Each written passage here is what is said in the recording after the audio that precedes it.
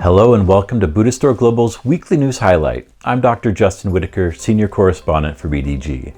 This week we highlight the news that Sri Lanka's most sacred elephant has passed away at the age of 69. We'll have a look back at recent BDG coverage of the plight of elephants in Sri Lanka, but first the news. Buddhists in Sri Lanka are mourning the passing of the island nation's most sacred elephant, Nadunga Mua Raja, who died at the age of 69 last Monday morning. Nadunga Mua Raja, one of the most celebrated pachyderms in Asia, had been a ceremonial bearer of the sacred tooth relic of the Buddha during religious festivals and events every year since 2005.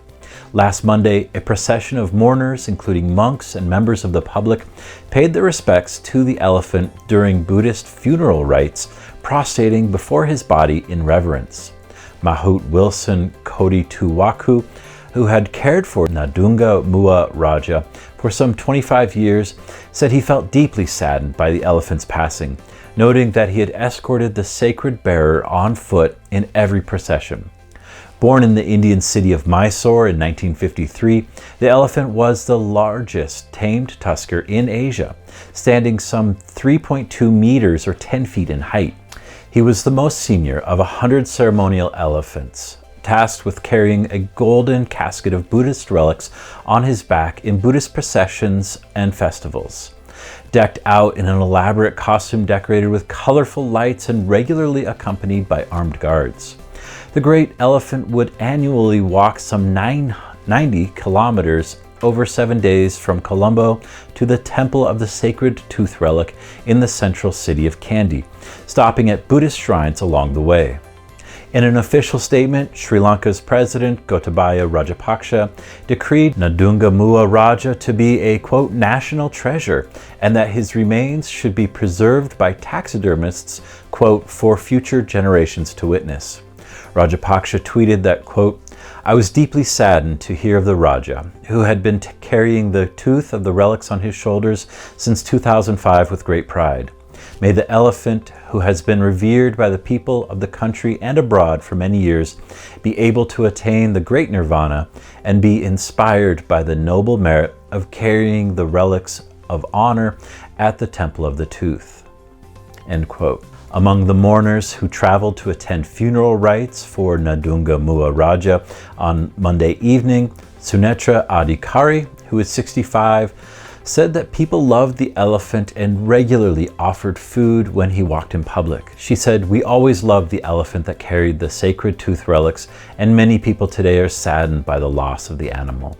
When the media reported that the tusker walked on the streets, hundreds of people, including children, ran to the road to pay respect. Nadunga Mua Raja originally belonged to the Indian Maharaja Jayachama Rajendra Wadiyar, who gifted him to a Sri Lankan monastic physician for treating an illness, according to the Dharma Vijaya family, who had been caring for Raja from 1978. The monk could not afford to care for the elephant and sold him on to a timber mill near Colombo. The Dharma Vijaya family, his final owners, later purchased Nadunga Mua Raja, saying they were reluctant to see such a striking elephant perform manual labor. Elephant ownership has long been a symbol of prestige and status among Sri Lanka's wealthy, and a traditional feature of religious ceremonies in this predominantly Buddhist country. Although it is illegal to own elephants without a government permit, at least 40 elephants have been abducted from the island's national parks in the last decade, according to Sri Lankan authorities. While a 2011 census report showed an increase in Sri Lanka's elephant population, wildlife conservationists remain concerned that deforestation due to urbanization, the use of wild animals as gifts for VIPs, and ownership of elephants as a status symbol could harm the island's population of wild elephants. Since 2015, the Sri Lankan government has been clamping down on the illegal ownership of elephants, many of which were poached from the wild. In November 2016, it was reported that under new regulations, violators could lose their ownership license and face a jail term of up to 3 years.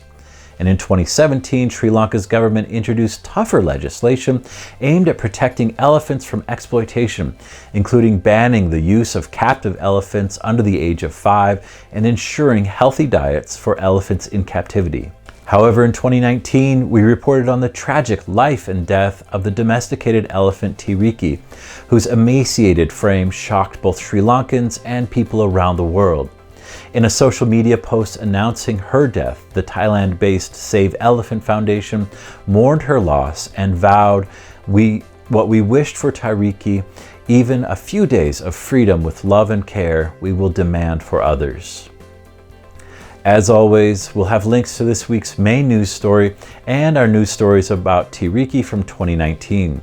Use the comments below to let us know what you think about Buddhism and elephants and other animals in captivity.